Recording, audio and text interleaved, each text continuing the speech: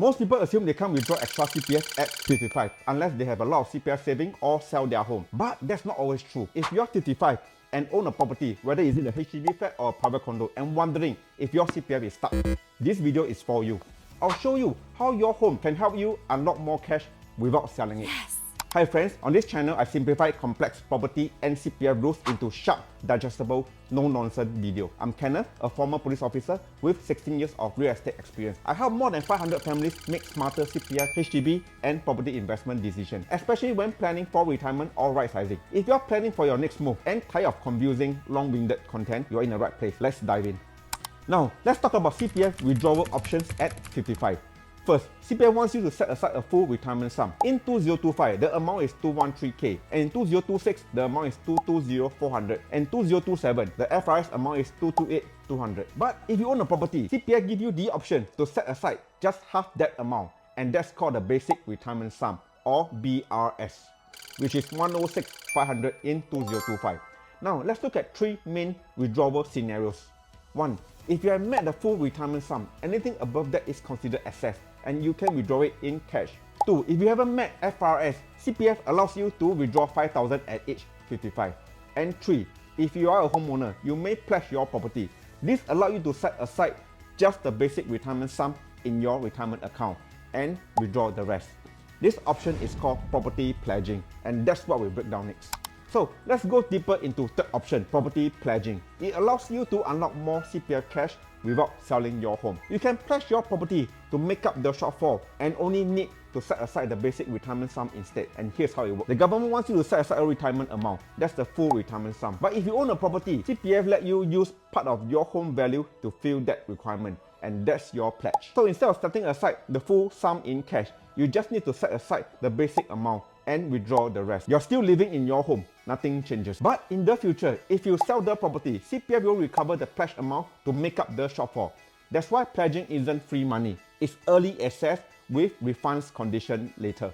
So who can pledge their property? Here's a quick checklist. You must be 55 or older, own a home. It can be a HDB flat or a private property in Singapore. The property needs to have a lease that lasts you till age at least 95. The expected CPF housing refund when you sell or transfer the property in the future must be able to cover the withdrawal amount from your RA. But some types of flats are not eligible, like two-room flexi flats and flats under lease buyback scheme, LBS.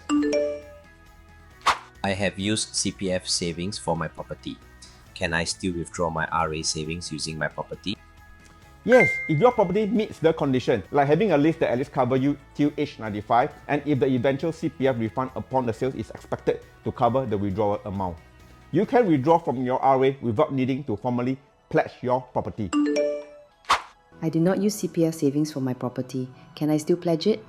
Yes, you can still pledge your property, but the amount you can withdraw depends on several things, like your property current market value, any outstanding mortgage loan, your co-owner CPF usage for the property, and how the property is held, either through joint tenancy or tenancy in common.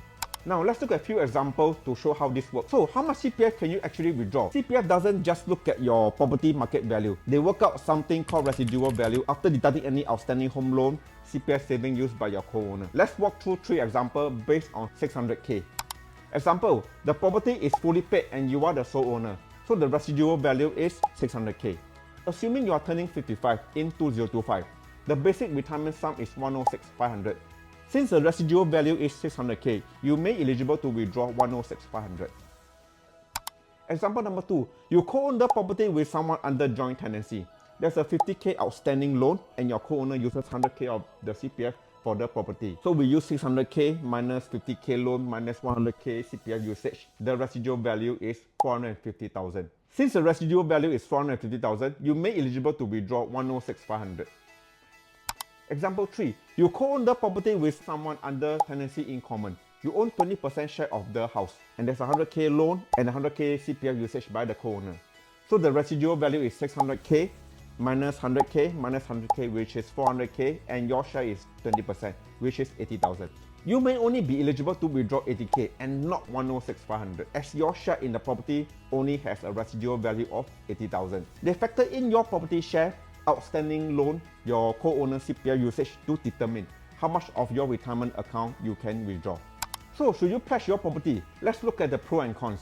You get more cash at 55 without selling or downgrading your home. It gives you flexibility to invest, emergency need, or just having a peace of mind. But there's something to take note. If you sell your home in the future, you may need to refund the pledged amount to CPF. That refund will go back to your retirement account. Pledging may also mean lower CPF Life payout later. So it's not free money, it's a trade-off.